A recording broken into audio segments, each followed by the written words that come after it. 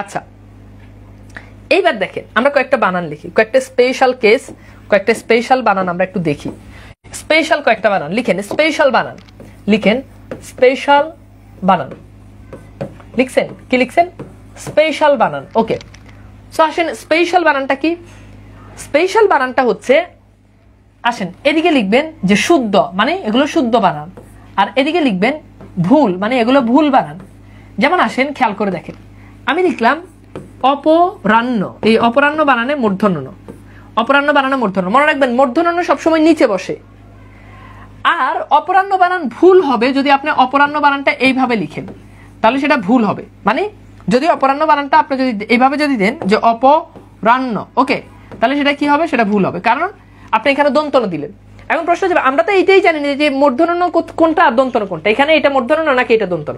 একটা শর্টকাট কথা বলি, দেখেন মূর্ধন্য এটার কিন্তু অর্ধমাত্রা, দন্তন এটার কিন্তু পূর্ণ মাত্রা। এখন দেখেন যার মাত্রা বেশি তার জায়গা বেশি। এখন সমাজে যার জায়গা বেশি সে কি নিচে বসে না উপরে বসে? অবশ্যই সে উপরে বসে। তাহলে দন্তন এটা জায়গা বেশি না, তার মানে দন্তন উপরে বসে, তাহলে উপরে বসলে সেটা হচ্ছে দন্তন। আর মূর্ধন্য ও তো অর্ধমাত্রা, ও তো জায়গা কম, এজন্য ও নিচে বসে। যার জায়গা কম সে সমাজের নিচু স্তরে থাকে। শেষ। এবার দেখেন এখানে আপনি খেয়াল করে দেখেন মূর্ধন্য যে বসছে এটা আপনি কিভাবে বুঝবেন? রটা কি বলেন? চুম্বক। পটা কি? পট হচ্ছে লোহা। দেখেন রটা কি? চুম্বক। পটা কি? পট হচ্ছে লোহা। তাহলে ল চুম্বক আকর্ষণ করে, আকর্ষণ করে, এই জন্য মূর্ধন্য ন। এখন এটা যদি লিখেন তাহলে সেটা ভুল হবে। এরকম আরো দেখেন হতে পারে কি? পূর্বাহ্ন। এখন দেখেন পূর্বাহ্ন এখানেও মূর্ধন্য হবে। কিভাবে বুঝলেন? রেফ, রেফটা কি? চুম্বক।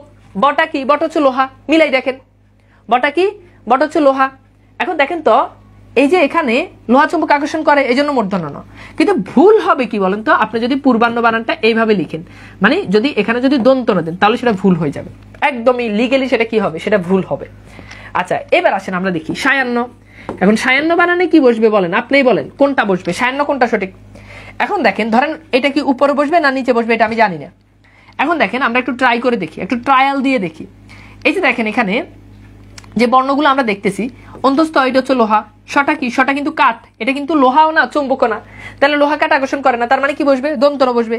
তাহলে যদি ভাইয়া দন্তন বসে তার মানে উপরে বসবে, দন্তন বসলে কি বসবে? উপরে বসবে। তার মানে সায়ান্ন বানান এটা শুদ্ধ, সায়ান্ন বানান এটা কি? শুদ্ধ। এখন সায়ান্ন বানান ভুল কোনটা? সায়ান্ন বানান ভুল হচ্ছে এইটা, সায়ান্ন বানান ভুল কি? এইটা। এবার আপনাদের কাছে আমার প্রশ্ন, বলেন মূর্ধন্য বানান এইটা সঠিক? দেখেন খুব ভালো করে খেয়াল করেন, আপনাদের কাছে আমার প্রশ্ন, বলেন মূর্ধন্য বানান এইটা সঠিক নাকি মূর্ধন্য বানান এইটা সঠিক?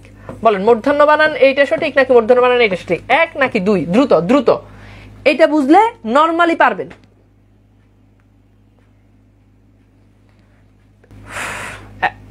হ্যাঁ গুড, ভেরি গুড। তাহলে কি হবে বলেন? ওকে, আমি দেখতে পাচ্ছি যে অনেকে উত্তর করতেছেন 2, অনেকে উত্তর করতেছেন 1। ভালো করে বুঝে উত্তর করেন, ভালো করে বুঝে উত্তর করেন, ভালো করে আগে বুঝেন, বুঝে তারপর উত্তর করেন। আগে ভালো করে বুঝেন এন্ড বুঝে তারপর উত্তর করেন, আগে ভালো করে বুঝেন, বুঝে তারপর উত্তর করেন।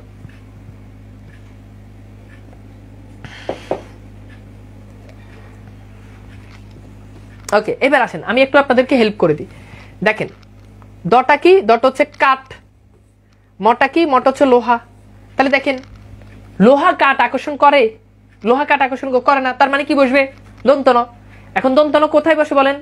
দন্তন উপরে বসে। দন্তন কোথায় বসে? উপরে বসে, তার মানে এটা ভুল। দন্তন কই বসে? উপরে বসে, তার মানে এটা ভুল। তার মানে উপরে বসলে সেটা, আর এটাতে বসলো তো এটা তো মূর্ধন্য। এটা কি? এটা তো মূর্ধন্য। ঠিক আছে, সো এইবার বলেন ব্যাপারটা কি ক্লিয়ার কিনা বলেন তো? বলেন এইবার বলেন। সো এটা অনেকের আমি দেখছি যে বেশ কয়েকজন 2 2 বলছে। কোন অ্যাঙ্গেল থেকে এটা 2 বলে? আমি তো এখানে তো কোনো চুম্বকই নাই, এখানে একটা বর্ণ আছে দেখাবেন যেটা চুম্বক, এখানে তো কোনো চুম্বকই নাই। তো চুম্বক থাকলে তো আকর্ষণ করেই না, চুম্বক নাই তার মানে তো আকর্ষণ করবেই না, চুম্বক ছাড়া পৃথিবীতে কখনো আকর্ষণ হয় না। ওকে ওকে, তার মানে এখানে কোনটা সঠিক? এখানে 1 সঠিক। ওকে, এখানে কোনটা সঠিক বলেন? 1 সঠিক। যারা 2 উত্তর করছেন তারা আল্লাহ জানে কোন অ্যাঙ্গেল থেকে 2 উত্তর করছেন, বুঝে উত্তর করেন নাকি 2। ওকে ওকে, দারুণ একটা টেকনিক স্যার, সত্যি খুব মজা লেগেছে সাকিব হোসেন। ঠিক আছে, ক্লিয়ার না? ব্যাপারটা কিন্তু আসলে সহজ, কোনো চাপ নাই, চাপ নাই। ঠিক আছে, সহজ জিনিস, কোনো চাপ নাই। আচ্ছা এইবার আসেন লিখেন, লিখেন যে সরেয় এবং সরেয়ার পর বসে দন্ত স, সরেয় এবং সরেয়ার পর বসে দন্ত স। স্বরেয় এবং স্বরেয়া ছাড়া অন্য স্বরের পর বসে মূর্ধন্য ষ। অন্য স্বরের পর কি বসে? অন্য স্বরের পর বসে মূর্ধন্য ষ। তাহলে দেখেন স্বরেয় এবং স্বরেয়ার পর বসে দন্ত স। স্বরেয় এবং স্বরেয়ার পর বসে কি? দন্ত স। স্বরেয় এবং স্বরেয়ার পর বসে দন্ত স। এবং অন্য স্বর যে আছে, মানে এটা ছাড়া অন্য যে কোনো স্বর, এটা ছাড়া অন্য যে কোনো স্বর, এটা ছাড়া স্যার দুইটা কাট একসাথে থাকলে পরেরটা কি হবে? এটা কেমন প্রশ্ন ভাই? দুইটা কাট একসাথে থাকলে পরেরটা কি হবে? দুইটা কাট একসাথে থাকলে পরেরটা কি হবে? এটা আমি কেমনে জানি? এটা যেই শব্দে যেটা হয়, দুইটা কাটের পরে একটা চুম্বকও বসতে পারে। প্রশ্নটা হয়তো এমন হতে পারে, দুইটা কাট পাশাপাশি থাকলে কি আকর্ষণ করবে কিনা? দুইটা কাট পাশাপাশি থাকলে তো জীবনে আকর্ষণ করবে না। কাট কাটলে কি? এটা তো ভাই ন্যাচারাল নিয়ম, যেটা এটা নর্মালি কাট কাটলে রাখলে আকর্ষণ করে না। এটা এতটা কমন সেন্সের ব্যাপার। যেটা বাস্তবে যেটা হবে না সেটা এখানেও হবে না, শেষ। আচ্ছা এইবার দেখেন, আমরা একটু দেখি। ধরেন আপনাদেরকে একটা জিনিস বলি, মনে রাখবেন। ধরেন আমি যদি বলি বল, এই বলের সাথে বয়ের সাথে একটা স্বরেয় আছে, উজ্জ, লয়ের পরে একটা স্বরেয় আছে, বয়ের পরে স্বরেয় আছে, লয়ের পরে স্বরেয় আছে। ভাইয়া মনে রাখবেন, প্রত্যেকটা ব্যঞ্জনের সাথে একটা স্বরেয় আছে আছে আছে। আমার সাথে সাথে বলেন, প্রত্যেকটা ব্যঞ্জনের সাথে কি আছে? একটা স্বরেয় আছে। আচ্ছা এইবার দেখেন তো, আমি যদি বলি যে পুরস্কার, এখন ধরেন পুরস্কার বানানটা এইভাবে আমি লিখলাম, ধরেন এইভাবে। আবার পুরস্কার বানানটা এইভাবেও হতে পারে। এখন আই ডোন্ট নো যে আসলে কোন বানানটা শুদ্ধ। এখন খুব মনোযোগ দেন, পুরস্কার বানান আমি যে এখানে যে লিখলাম, দেখেন তো এই যে স নিয়ে যে কনফিউশন, তাহলে আমাকে যেটা করতে হবে সেটা হচ্ছে যে শয়ের আগের বর্ণটা আমাকে কাউন্ট করতে হবে। শয়ের আগের বর্ণটা কি করতে হবে? আমাকে কাউন্ট করতে হবে। এখন দেখেন শয়ের আগে কি আছে? র। এখন বলেন তো, র কি সিঙ্গেল বর্ণ নাকি র এর পরে কোনো বর্ণ আছে? বলেন তো, বলেন। দুটো র, দেখেন যদি এখানে একটা র আছে, এখন বলেন র এর পরে কি অন্য আরেকটা বর্ণ আছে? আছে, অবশ্যই আছে। র এর পরে কি আছে? স্বরেয় আছে। এবার দেখেন র এর পরে এখানে কিন্তু মনে মনে একটা স্বরেয় আছে। আচ্ছা এইবার বলেন তো, স্বরেয় যদি থাকে তাহলে স্বরেয়র পর কোনো স বসলে সেটা কোন স? সেটা দন্ত স। তাহলে পুরস্কার বানানে বলেন তো এটা ভুল, এটা সঠিক। সিম্পল জিনিস। এইবার দেখেন, আপনি খেয়াল করে দেখেন, আমি আপনারা আরেকটা বানান বলি। ধরেন আমি লিখলাম নমস্কার, এখন আমি এখানে দন্ত স দিলাম, ওকে ফাইন। এরপর দেখেন নমস্কার, আমি এখানে মূর্ধন্য ষ দিলাম। এখন দেখেন তো ভাইয়া, এই নমস্কার বানানটার ভিতরে বলেন তো কোনটা সঠিক হবে? আপনাদের কাছে আমার প্রশ্ন, বলেন প্রথমটা নাকি দ্বিতীয়টা? বলেন প্রথমটা নাকি দ্বিতীয়টা? চুম্বক চুম্বক বা লোহা লোহা পাশাপাশি থাকলে, চুম্বক চুম্বক পাশাপাশি থাকলে কি হয়? আকর্ষণ করে। লোহা লোহা পাশে বাচ্চা পোলা পাইন আপনারে, এই যে বাবলু রহমান, আপনার বাচ্চারা আজকে গিয়ে প্রশ্ন করেন এই প্রশ্ন, যদি আপনার বাচ্চা থাকে ওই পারবে। ছোট ভাই থাকলে ওরা প্রশ্ন করেন, ও পারবে। এটা কোনো প্রশ্নের কাতারে আসে? একজন একটা বড় প্রশ্ন করছে, অতৎসম শব্দের র এর পরে মূর্ধন্য ষ হয়, যেমন বর্ষা, এখানে স্বরেয় স্বরেয়া দন্ত স হয়েছে, কিন্তু যদি স্বরেয়া স্বরেয় ভিন্ন স্বরধ্বনি থাকতো তখন মূর্ধন্য সই বসতো নাকি স্বরেয় স্বরেয়া এরপরে? তৎসম শব্দের বানানে র এর পরে মূর্ধন্য ষ হয়, এখানে স্বরেয় স্বরেয়া এর পরে মূর্ধন্য ষ হয়েছে। আচ্ছা ভাইরে, এইটা তো এইটা বলেছি যে আমরা তৎসম নাকি অতৎসম সেটার ক্ষেত্রে।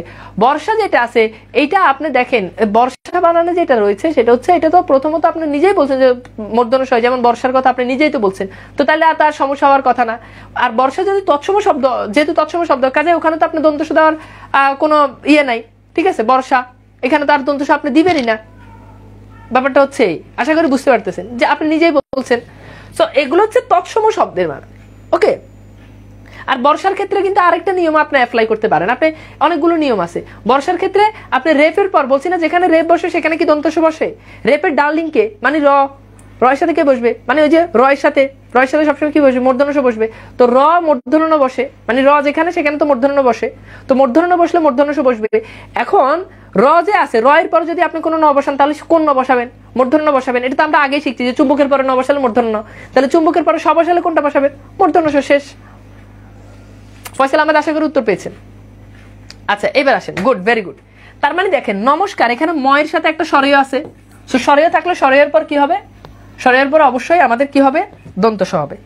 সো এখানে এটা ভুল, এখানে এটা সঠিক। এইবার আসেন আমরা একটু স্পেশাল কেসগুলো একটু দেখি। স্পেশাল কেসগুলো কি, যেমন খেয়াল করে দেখেন। ধরেন আমি লিখলাম পরিষ্কার, এখন দেখেন পরিষ্কার বানান আমি প্রথমত এইভাবে লিখলাম। এরপর আসেন আমি লিখলাম পরিষ্কার, পরিষ্কার বানান আমি এইভাবে লিখলাম, ওকে ফাইন। তাহলে পরিষ্কার বানান আমি দুইভাবে লিখলাম। এখন দেখেন তো এখানে শয়ের আগে কি বলেন? শয়ের আগে আপনি বলবেন র, আমি বলবো ভুল। শয়ের আগে ভাই র না, শয়ের আগে জীবনেও র না। দেখেন আপনি পরি উচ্চারণ করেন, পরিষ্কার বানান উচ্চারণ, প রি, দেখেন রয়ের পরেই আছে। মনে রাখবেন রস্যিকারটা সবসময় বসে আগে, কিন্তু অ্যাকচুয়ালি ও উচ্চারণ হয় কিন্তু পরে। ও বসে আগে কিন্তু অ্যাকচুয়ালি ওর উচ্চারণ কোথায় হয়? পরে। যেমন আপনি কিন্তু পইর উচ্চারণ করেন না। আচ্ছা বলেন তো, আপনি কি পইর উচ্চারণ করেন নাকি প্রথমটা উচ্চারণ পরি? দেখেন প রি, তার মানে দেখেন রয়ের পরে ই। মনে রাখবেন ইটা সবসময় দেখায় আগে কিন্তু আসলে ও থাকে পরে। তাহলে দেখেন তো এখানে রয়ের পরে কি আছে? রয়ের পরে এখানে রস্বই আছে। তাহলে দেখেন রস্বই তো সরেও না, সরেও না, তার মানে কি অন্য স্বর। তাহলে অন্য স্বর হলে কি বসে? মূর্ধন্য ষ বসে। তাহলে এখানে অবশ্যই এই বানানটা সঠিক, এই বানানটা ভুল। এই বানানটা সঠিক, এই বানানটা ভুল।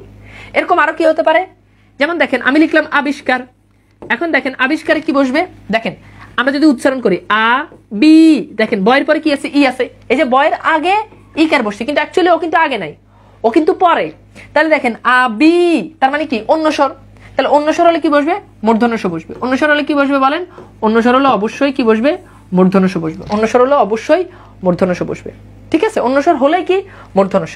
এইবার আপনারা আমাকে একটু বলেন তো, দেখি আমি আপনাদের কাছে একটু জানতে চাই, আপনারা আমাকে একটু বলেন তো, তেজস্কর, তেজস্কর, আমি সবগুলোতে দন্তস দিচ্ছি, বলেন কোনটা হবে? ওকে বলেন তেজস্কর বানানে কোনটা হবে? আমি দন্তস দিচ্ছি, আপনি জাস্ট উত্তর করেন। 1 নাম্বার তেজস্কর, হ্যাঁ। 2 নাম্বার তিরস্কার, বলেন এই তিরস্কার বানানে কি হবে? জাস্ট উত্তর করেন। আমি সবগুলোতে দন্তস দিচ্ছি, আপনি আপনার মতো করে ভাবেন এন্ড ভেবে এরপর হচ্ছে আপনি একটু উত্তর করেন যে 1 এ কি হবে, 2 এ কি হবে, এভাবে জাস্ট ভেবে ভেবে আপনি কি করবেন? জাস্ট উত্তরটা করবেন। ওকে ওকে, গুড, ভেরি গুড। আচ্ছা হ্যাঁ ওকে, এরপর লিখেন 3 বহিষ্কার, বলেন এই 3টে উত্তর করেন জাস্ট।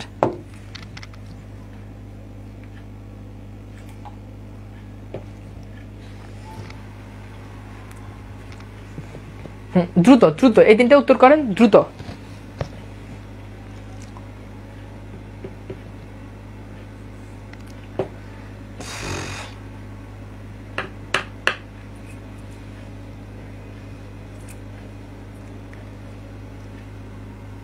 আচ্ছা একজন বলছে স্যার আপনি অসাধারণ বুঝান, যদি কেউ না বুঝে তবে তার ব্যর্থতা।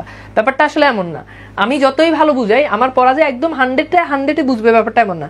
2-4 জন থাকবে যাদের একটু বেসিক, যাদের দুর্বল, সো তাদের হয়তো একটু বুঝতে প্রবলেম হবে। তো আমি ভালো পড়াই এজন্য সবাই বুঝবে এমনটা না, তবে আমি চেষ্টা করি সবাইকে যাতে বোঝানোর জন্য। ভালো পড়াই খারাপ পড়াই সেটা ফ্যাক্ট না, ফ্যাক্ট হচ্ছে আমি চেষ্টা করি যে সবাইকে বোঝানোর জন্য, যাতে সবাই বুঝতে পারে, সবাই যাতে একজনও যাতে বাকি না থাকে। এই জন্য পড়াগুলো বারবার রিপিট করি, আপনাদের কমেন্টগুলো বারবার পড়ি। এরপরে অনাকাঙ্ক্ষিতভাবে যদি কারো কোনো কমেন্ট আমার চোখে না পড়ে কিংবা না পড়ে, তাহলে আমার সাথে প্রয়োজন পার্সোনালি যোগাযোগ করে আমি বুঝিয়ে দিব। তবুও আপনি প্রত্যেকটা জিনিস পুঙ্খানুপুঙ্খভাবে বুঝেন। ওকে আচ্ছা, তো আমরা একটু দেখি। তেজস্কর, ঝয়ের সাথে একটা স্বরয় আছে, তাহলে স্বরয় থাকলে কি বসবে? দন্ত, সেটা ঠিক আছে। তিরস্কার, তাহলে এখানে রয়ের সাথে কি আছে? স্বরয় আছে, তার মানে এটা ঠিক আছে। বহিষ্কার, বহি, হয়ের পর একটা ঈশ্বর আছে, তার মানে এটা ভুল। বহিষ্কারের শুদ্ধ বানান কি? বহিষ্কারের শুদ্ধ বানান মূর্ধন্য ষ দিয়ে হবে। বহিষ্কার, এটা হচ্ছে শুদ্ধ বানান। ঠিক আছে ওকে, এইবার বলেন, এইবার বলেন এই ব্যাপারটা আপনাদের কাছে ক্লিয়ার কিনা? দ্রুত বলেন তো এই ব্যাপারটা আপনাদের কাছে ক্লিয়ার কিনা? বলেন এই ব্যাপারটা আপনাদের কাছে ক্লিয়ার কিনা? দ্রুত বলেন এই ব্যাপারটা আপনাদের কাছে ক্লিয়ার কিনা? এভরিওয়ান বলেন। টেকনিকটা কিন্তু চমৎকার, টেকনিকটা চমৎকার, মানে বুঝতে পারলে টেকনিকটা চমৎকার।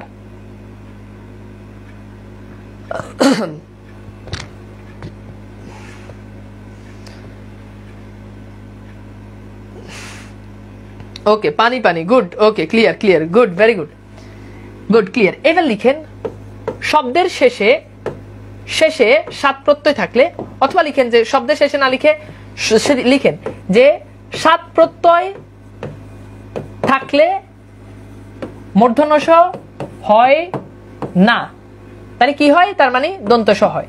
সাত প্রত্যয় থাকলে মূর্ধন্য ষ হয় না, তার মানে কি হয়? দন্ত ষ হয়। এখন দেখেন আমি লিখলাম অগ্নিসাৎ, তাহলে দেখেন অগ্নিসাৎ, এখানে দেখেন সাত প্রত্যয় আছে না নাই? বলেন, কথা বলেন। অগ্নিসাৎ এখানে কি সাত প্রত্যয় আছে? অগ্নিসাৎ, ওকে সাত প্রত্যয় আছে।